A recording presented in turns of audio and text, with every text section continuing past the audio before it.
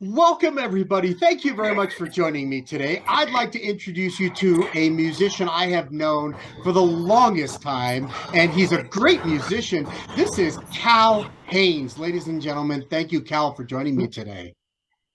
Thank you so much for asking me. Oh, absolutely. We've known each other for a long time, huh? A long time, a long time. Sure have. So let's talk about some things because I want to touch on some things that people may or may not know about you. Now, you're from Ohio originally. Where in Ohio? I was born in Canton, which is where the Football Hall of Fame is. That's the claim to fame there. Northern Ohio, Mm-hmm. Okay. south of Cleveland, that area. Okay. And you grew up there. I take it that went to high school there. You from there, you kind of that was your home, right? Yeah, I was there until I got drafted in Okay. 1969. I got drafted. Okay. And now we're going to talk about that here in just a couple of minutes. So, did you grow up in a musical family or what? And my father was a high school saxophone player, not particularly good, but he knew a lot of people from the marching band and from the band and all that stuff that were really good musicians, and so he bought a piano and eventually a set of drums, and so people started coming over to our house to play. And so that was probably like, I don't know, I was like, well, I started taking lessons when I was 5. Oh, wow. So this was probably when I was about 7. Okay. People started coming over to the house, and I started, the guy would say, no, play, so it was like a graduate level course because they would really take time and say, no, on the bridge, I want you to just do quarter notes or, Okay. whatever, that kind of thing. So there was a piano player that used to come over a lot. He was one of my father's good friends. I ended up playing with him in a club when I was 13. Wow. So you So that answered was my my early yeah. days. So you answered my question about when you started, but what drew you to drums? Why Well, drums? Why not piano or something? well, it's a very interesting. My father took me to see the Gene Krupa story, Oh, okay. I know 19 that what movie. 1957 or something. Yeah, I remember that movie. I mean, I was already kind of taking drums, but that movie, like that was it. That solidified it. So Okay. I think that was around 57, but I was already started playing a little bit, you know, taking, lessons on a practice pad. But because one of my other father's best friends was a drummer. Right. So, things just led to me sort of taking lessons with him. Okay. One thing kind of led to the other. I guess you were considered like a boy wonder when you were Boy playing. wonder, that's right. That's how I was built. And I couldn't. Back then, you had to be 60 feet or from away from the bar. I was in the union, but I had to be away from the bar. Certain, they had all this Oh, all yeah. this stuff back in the 50s and 60s. So that would have been around 63. Okay. So here you are playing as a youngster and you're getting all this experience and then after high school you were drafted. You were drafted into the Army band, which Well, I was was drafted into the Army.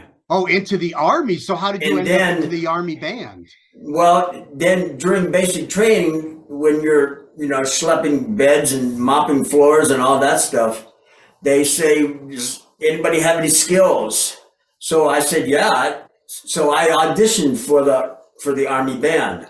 Okay. And then I was in the Army band. Then I went to Fort Gordon, which is in Kentucky, and that's where Okay. I did my basic in with the band. And then I went to Augusta, Georgia, played Right. there, and then I had an opportunity to audition for the USO.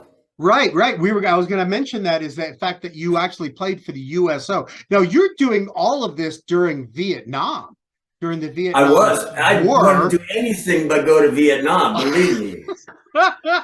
So you got out from going overseas. Well, yeah, I guess you got out from going overseas by being in the Army band, and then you said you auditioned for the USO. Now, Yeah. did you tour overseas with the USO or just in the No, United States? in the U.S. So we played.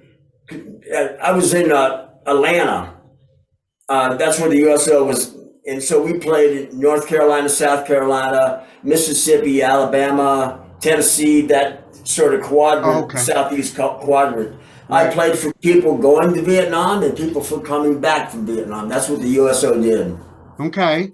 How long were you in? So how long were you in the Army, and then how long were you in the 23 months in the okay. Army, And then the and I was in the USO? USO for about a year. Oh, okay. So you spent over 3 years. No, no, no. That 23 months, that year is inside that 23 months. Oh. So a total of 20. So basically almost just about 2 years is what you Two were years. involved with when it came with the Army band and then the USO. Yep. Boy, that's an interesting experience. And like I said, we've known each other a long time, but until I did my research, I didn't know that about you. Well, it was a good thing to do. Well, You know, yeah, I got to play drum set and not go to Vietnam, not right. feel sandbags, and so Well, interesting way you put that, but it's true. Nobody wanted to go to it's way Vietnam. true. For me, it was way true. You So, know, so when you were done with the Army band and you were done with the USO, which was, as we said, which is conjoined, so you attended Memphis State University, right? So I when did did. you go to Memphis State? So I got out of the army like in I don't know 71, and then I auditioned for Memphis State with Tommy Ferguson, a great jazz piano player. And the audition was me sitting down and following him through tunes and different tempos, and he said, "Yeah, you're in." It's an easy, totally easy audition, man. I didn't have to do any sight reading and play scales or whatever. I just followed him, which which you do when you play drums for you know Well, especially the USO, because you had to follow all those singers and everything. So that should have been an easy audition for you. it was an easy audition. So then I attended Memphis State with a music scholarship. Okay, so was it performance or education? It was performance. Performance. Okay, Yeah, so interesting. So where Memphis State is located, in where? Memphis, in In Memphis. Memphis, right? Okay, so it's in Yeah, Memphis, Tennessee. Well, that's what I yeah, figured, but sometimes, it'll yeah, say one yeah, name and it'll be someplace else. So I wanted to make yeah. sure.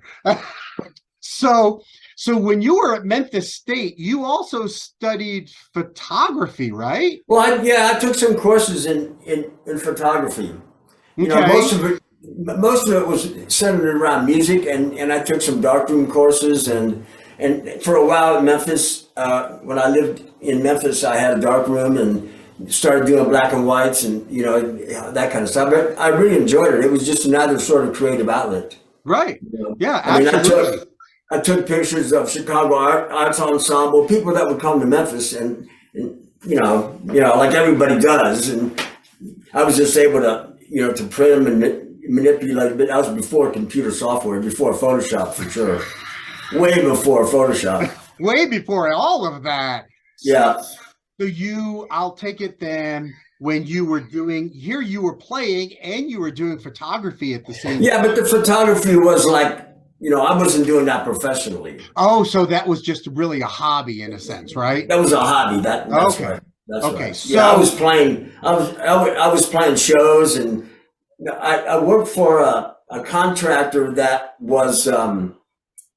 He sang on the Winston "Tastes Good Like a Cigarette Should" oh, commercial. okay. That's a Okay. long time ago. Yeah, And when cigarettes could be advertised.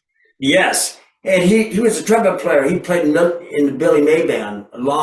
This is like, and so he was a contractor in Memphis. And so those names that you had sent me, Diane Carroll and all those people, he contracted the band at the Hilton. So it was a really nice gig, and we played, I don't know, a show a month or something. I don't know, whatever it Right. was. I Well, forget now, you but backed up people like Bob Hope, Danny yeah, Thomas, Clark Terry, Al Green.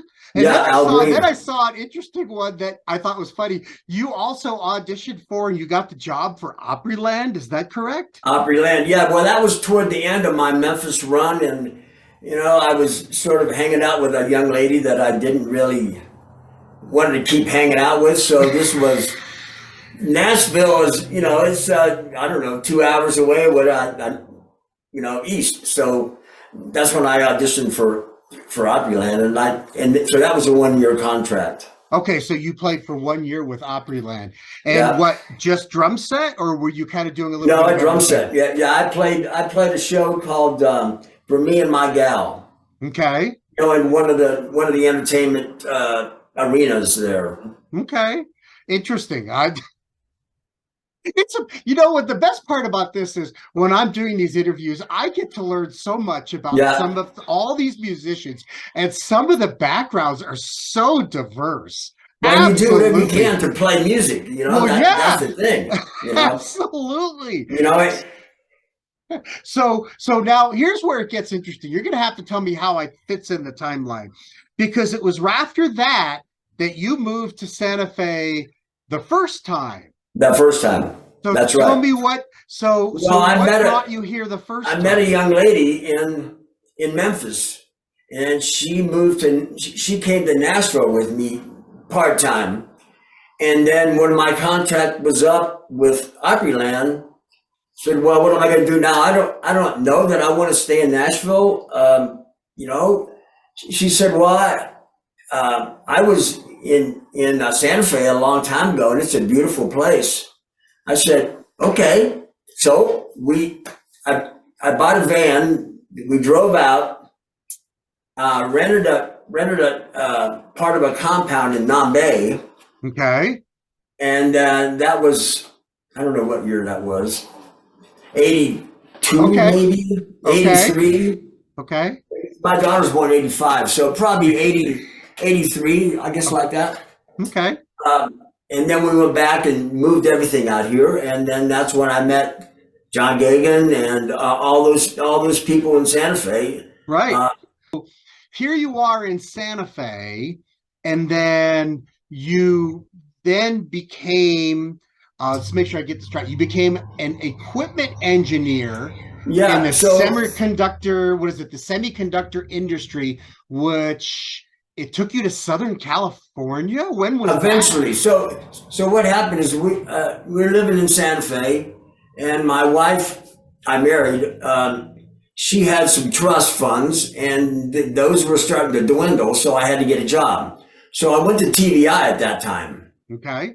Which is now CNM. Yeah, so I went to TVI and studied instrumentation control robotics. Oh, okay. And so I got a degree, and before I finished, Signetics, which is now they changed name. It was the I-25 Studios on the way to Tramway Right. on the interstate. They offered me a job. I said sure. So I worked there for a while and gradually kept moving up, and I got my associate, and then I got a degree, and so I became an equipment engineer with them. And then so they were closing. Okay. Right, that building. Yeah. They moved it. They moved everything to China. Right. So I had to look for another job. So Rockwell in Southern California, in Irvine, I went out there and they offered me a job. So I said, sure, man. So I moved to Southern California. So you were in Southern California. I take it that even while you were doing this, I bet you were playing quite a bit out there. It took me a while in California because it's so damn big, and so it took me a while to start doing some gigs, but I eventually did. Yeah. Yeah. Okay. I started So working. you were working. So here you were working full time and gigging full time. Well, I was gigging, I would say Friday and Saturday nights. Okay. Friday and All right. Saturday nights. All right. Maybe a Tuesday and a Wednesday, but mostly Friday and Saturday nights. So I wouldn't call that full time, but it was a steady gig because I played at this club. Oh, yeah, absolutely. And the thing about California is if we, most people think New Mexico has a lot of good musicians. We have a lot of good musicians here. For every one person we have here, California has 100 Oh people yeah. just Oh as yeah, good. totally. So Totally. trying to break in out there must have been Yeah. extremely difficult. Yeah. Uh, it was, but I had some good playing, some good opportunities playing out there. You Okay. know, it was fun. Okay. So now in 2006, you returned back to Santa Fe. I did because when I was working at so it was Rockwell and they sold it to Specialty Semi and then it was called Jazz Semiconductor. Ironically, Yeah. what a name, man! Yeah, And perfect for you. in the lobby of Jazz Semiconductor, they had Kenny Barron. They had all these jazz guys because one of the guys there was high up was a photographer that used to go and photograph up in LA and photograph all these wonderful people. So they were in the lobby. My picture was also in the lobby. He took my picture, put it in the Oh, lobby also. nice. Right? Yeah. And so my boss, this is sort of a side, I'm sort of getting sidetracked, but I got to tell That's you this. okay. Okay. So my boss, he knew that there was all these other guys there and I was there. And so he asked me, so all these other musicians, do they work at jazz? He had no clue who Katie Barron was, man. I said, So no. he had all these photographs of people, and he just used it because it's promoting the jazz Yeah, name. yeah, yeah, yeah. I mean, it was cool. It was a beautiful lobby with Oh yeah, all these black and whites of these great, Katie Barron with a cigarette, the smoke coming. yeah. I mean, very artistic. But yeah, That's awesome. my boss didn't have a clue. He was a great boss, but he didn't have a clue. So, So so what? Now it, let's get back to it. yeah. Why? What So brought you it back kept here? happening that there was attrition, and then so that by the time I was a full-fledged equipment engineer, I did installs of new equipment and managed some people and all that stuff. So they kept giving me more shit to do, and I said, "Look, Heisem, I need a raise or I'm going to quit. This is just too much for me to do. I can't do it." Because by then I was playing maybe 3 nights a week. I was playing more, right? So he said, "Yeah, it'll be coming." Well, it never came. And so I said, I quit. So he said, "Okay, well, you're retiring." Well, you can call it what you want to, but I'm quitting. So at that point, I quit and I'm thinking, okay, well, I was making this great salary. Now I'm not. How am I going to do this and live in California? Yeah, It ain't going to huge. happen. It ain't going to happen. So my wife and I said, well, we'll go back to Santa Fe. I know musicians here. I can get some gigs. That's a place to start. So we moved back here. And Nice. Okay. that's how I came back. So what? So tell me, this is a kind of a side question. What did you miss the most about New Mexico when you were in California? Anything in particular? Well, that's interesting. I mean, I think the easy way of life here, Okay. that like I didn't have to wait for 45 minutes on the freeway to go to LA or something. But LA had, oh my God, I mean, like every week there was a concert at Hollywood and Highland. And I saw thousands of people play up there. So, and the Getty, what a place the Getty Museum is. So that was kind of a trade-off, I mean, there's so much culture there, but here it's a little more real and it was a little slower pace and easier to just, enjoy life. One of the musicians I interviewed told me once that he said he was from the New York area, and he said it was very segregated, not racially, but musically. If you did jazz, you just did jazz. If you did classical, you just did classical. If you did Yeah. wedding bands, you just did wedding bands. Did you find that was the same culture No, in California? I found that in Nashville. Oh, in Nashville. Nashville was tough. If you did like Opryland, well, that's what you did. You did radio shows. That's what you did. You did country. Yeah. So it was I found it very segregated. California, I guess maybe I wasn't in that same league. Okay. I was in Orange County. And so, I was able to once in a while play some gigs in LA, but mostly my stuff was centered around Orange County. So Okay. it wasn't so segregated for me. Okay, well, that makes sense. So one of the things I wanted to talk about it, you kind of pushed it by earlier.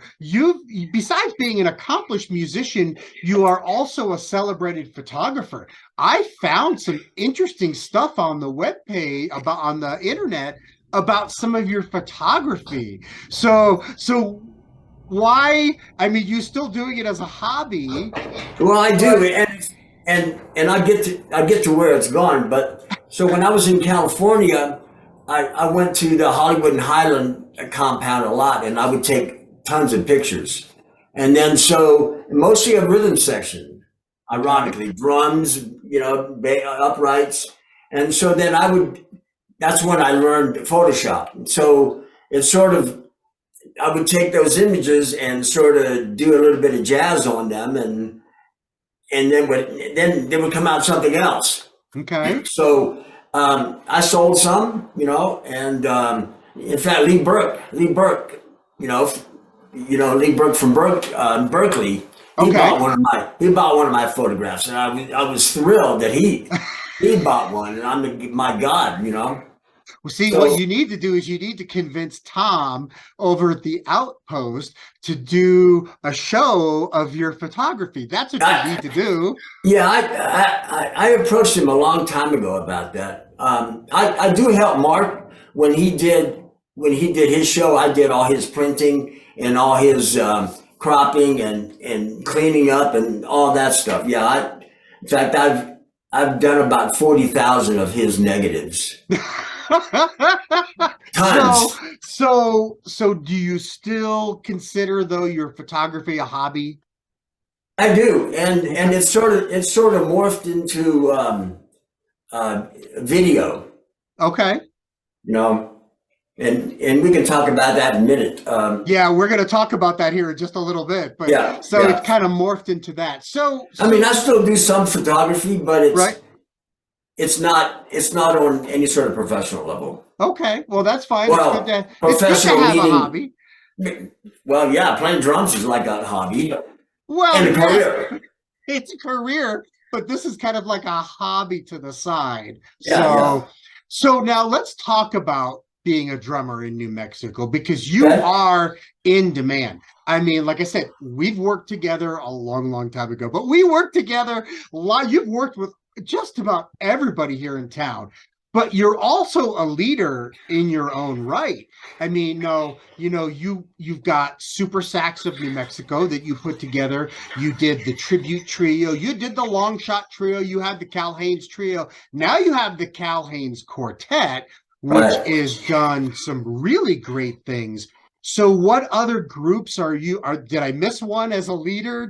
Or how did I do there? No, you did great. No, you captured it all. I mean, Super Sax is like probably gone. It's probably done because trying to book 9 people in these days, forget it. Forget about it. Oh yes, I'm very familiar with that actually. Unless you got an agent and playing, uh, some kind of festival or something. So, Right. but that was a fun project. Totally fun playing that project. And the other ones were all fun too. The tribute trio, we took a piano player like I don't know, Monk, and we would do a whole concert of his music, and then we do another. We did I don't know how many tons, and then we did 2 CDs. Yeah, 2 CDs of inspired by those players. Wow. Okay. So how many CDs do you have out at this time? Do you know? Oh, I'd say 1, 2, 3, maybe 5. I guess. Five? Okay. I All guess, right. yeah. Not like Bobby Shue or somebody or No, Taylor but Swift. five's, And like, I'll tell you what, five's a pretty good number if you ask me. And I've listened to a few of them. I got to listen to the Long Shot Trio, and that one was really cool. That was that was a with fun Terry. trio. Yeah, that was with Terry Burns on bass, and Yep, that was with Alex playing Alex. saxophone. That was great because Yep, it reminded me very much of that Joe Henderson type of trio, the Sonny Rollins Sonny Rollins. trio. Yeah, right. Yeah. Yeah, Or who's the one who's doing it now? He was just Redmond, Joshua Joshua. Yeah, Redmond. right. Yeah, it reminded me very much of that kind of work. Very Well, very open, very free. that's the thing about not playing with a chordal instrument. Right. So that was Long Shot Trio, and the new quartet you asked about that features Adolfo Acosta from Tower Power, and Right. Alex, and also David Parlato Yes. from here, there, Frank Zappa era, who Yep. knows, without chordal instrument. And we recently won some New Mexico Music Award accolades, I guess, and Well, yeah, trophies. gosh, I saw that you won 3 awards, like best jazz album, best Jazz performance. song, and Yeah, best performance. best performance, and then jazz album. You guys Yeah, won the jazz album award for the New yeah. Mexico Music Awards. I mean, that's a hell of an honor. Congratulations. Well, thank you. That was recorded from a live show we did at the Outpost. Tom, so the video on YouTube is from that concert, and Yes. I captured the audio and sent it to the New Mexico Music Award people. But yeah, Yeah. that was fun. That was No, it fun. was, and it was a lot of fun. You know, that one was interesting because I know Alex is playing tenor, but it kind of reminded me of the way you guys did it of the Jerry Mulligan Quartet. No Yeah, choral right. instrument, Chet Baker on trumpet. You had Jerry Mulligan on Barry. baritone saxophone, and That then we did one of their songs, "Line from Lions." right, you did Line for Lions. Yeah, Right. It just reminded me of that because so when I listen to a jazz trio, it tends to be very like what you had, the long shot trio and stuff. It tends to be kind of in your face kind of thing because you've got the one instrument soloing over everything. Whereas this quartet was you guys worked together to make it sound very well. I don't know how else to put this. It sounded put together, very well put together. Does that make sense? yeah. We rehearsed a lot of different things, and we tried to put the bass against the sax and the bass against the trumpet, and maybe trumpet and drums, and try to utilize all the aspects rather than solo, solo, solo. Right. So And we and try to do maybe some that's what I different meant. things. Yeah, that Yeah, maybe that's what I meant because it wasn't just solo, solo, solo, solo, yeah. We try to do everybody some goes different through. things. Yeah, there were some things, and you had, Adolfo playing behind Alex, Alex playing behind Adolfo, adding that harmonics that Yeah. were taken out on purpose, adding that back Adding in. it back in. Yeah, Yeah, especially during the bass solo because there's no accompaniment. So those guys would play the chords behind him. So right. yeah, and yeah, that's a fun band. In fact, we had a rehearsal today. It's a fun band to really play in Oh, because absolutely. Yeah. there's so much. I mean, I know the piano players are going to be pissed or excuse me upset, but there's so much space in there Yes. that you can choose not to fill it or fill it. And so Right. that space becomes like the fifth person, Right. It you is. know? And I just think I think the way you guys did it, the awards were well deserved. And I Well, mean that thank you. I really do mean that wholeheartedly. The awards were well deserved. Well, Now, thank you. you've won some music awards in the past, right? We did pretty much, we won for Tribute Trio. We won from the Cal Haines, uh, my first CD that had Rangel on it and the Hmm. singer from LA Right. that we met through Bobby Shue, John Prue. Okay. And Michael Glenn playing bass, and Lewis Wynn playing guitar. So Right. that was the first one, and yeah, we won some stuff on that one too. So Okay. Yeah, I guess that to me, it's validation to say that you have, and all the work that you have put in and all the things and everything that you've done up to this point, to me, it's validation to say you've done well. And I yeah. agree, you have done well, Cal, Well, thank you, really thank well. you. It's a journey, that's for sure. Well, that's true. That is very true. So here's a question for you. Can you tell me something that people would be surprised to learn about you? Well, I would say going back to what we were talking about, the Photoshop photos morphing into video. So during the pandemic, well, I guess two things they don't know about me. I do a lot of teaching in Santa Fe at the public schools, right? Okay. And so during the pandemic, there was no in-person Schools. Yeah. band. It was all through Zoom and through Google Meets and all that stuff. So that, which meant there were no concerts. Mm-hmm.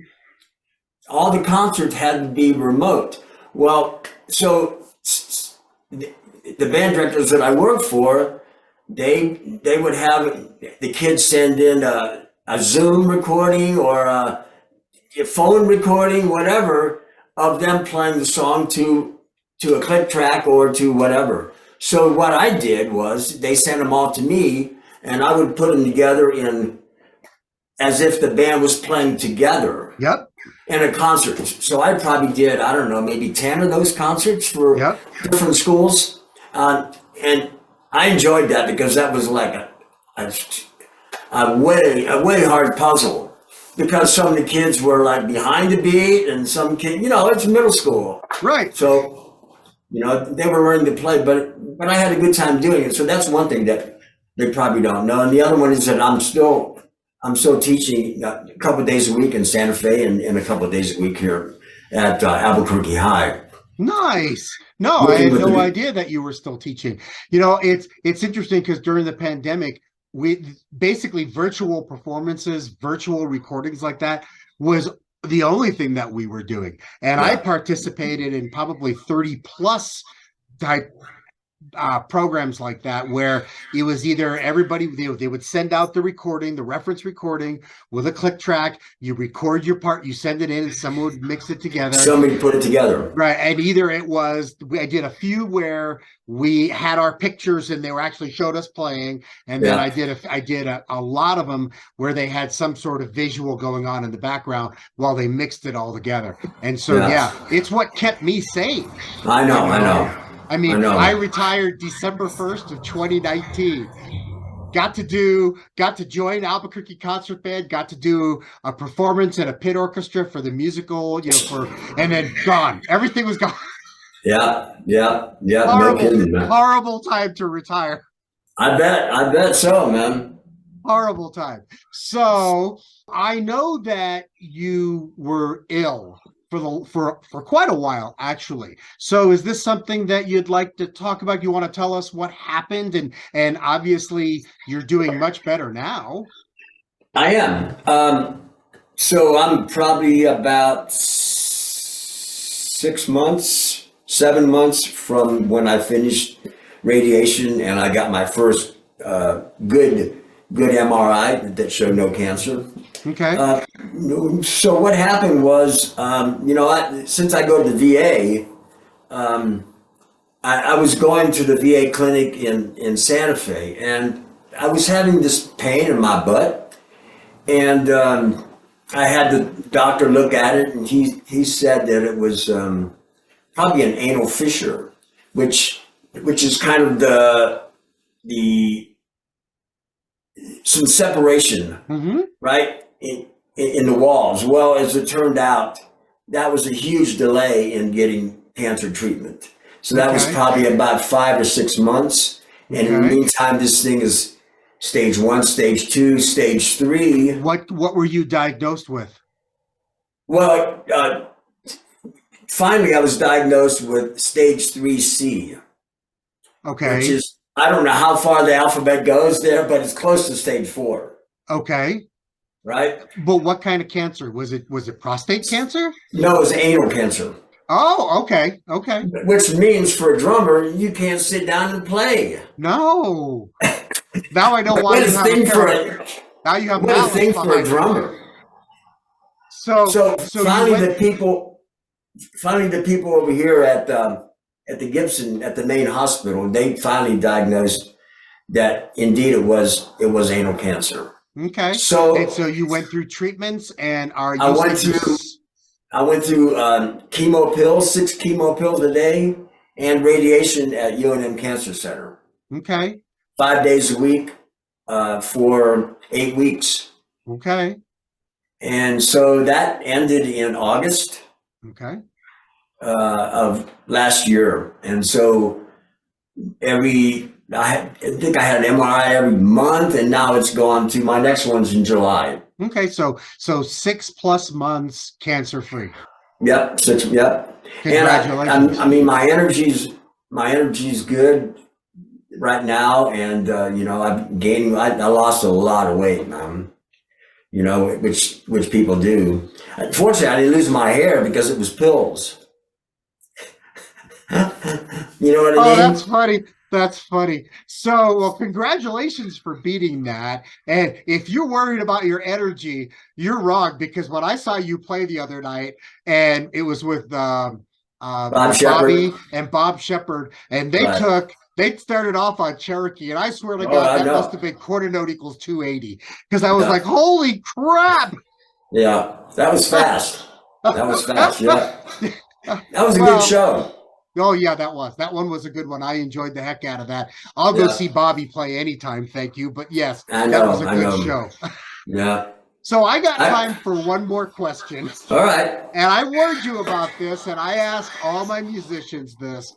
Give me strangest gig, funniest story of a gig, something that has happened to you personally that you could tell us about. All right. So in Memphis, I was playing with the Memphis Symphony, and they have this yearly festival that they have called Memphis in May. And out by the Mississippi River, there's this large park, and they set the bandstand up, and the orchestra plays. And with this part I didn't know, but in the river, they have barges with various things on. Well, we were playing 1812 Overture, Okay. and I was playing bass drum. Right? And Yeah. so on that downbeat, so during we rehearsed there, it was fine. During the performance, when I was hitting the bass drum, a howitzer sitting on Oh, the barge in the middle of Mississippi River played at the same time. oh no. Oh, they shot the cannons off. Oh my God! I must have lost. I know I lost it. Oh my God. That was amazing. Yeah, it was pretty amazing. Oh, that would be funny. Yeah, you weren't ready for it, were you? But they didn't rehearse with us, right? But man, let me tell you, it was loud. That was a hell of a bass drum. I want that bass drum, man. I have I have been next to a howitzer when it has gone off because of my skiing experience, and there used to be a couple of places I worked at that would shoot a howitzer to try to start the avalanche. Those things are loud as hell, and They're it was right they're behind loud. you. Yeah, they're loud. I mean, Oh, even though it was in the barge in the middle of the Mississippi River, it was still loud, man. So yeah, that that was like, wow. So that's that's one of funny. my most weirdest things, Oh, that's wonderful. All right, Yeah. so we're running out of time. Listen, I want to thank Cal for joining me today. I want to thank you for all the stuff you're doing. Congratulations on your New Mexico Music Awards wins. I hope to see you play a lot more than you're doing, and I look so much forward to seeing you again in person. And ladies and gentlemen, thank you very much for joining me today. We'll see you next time.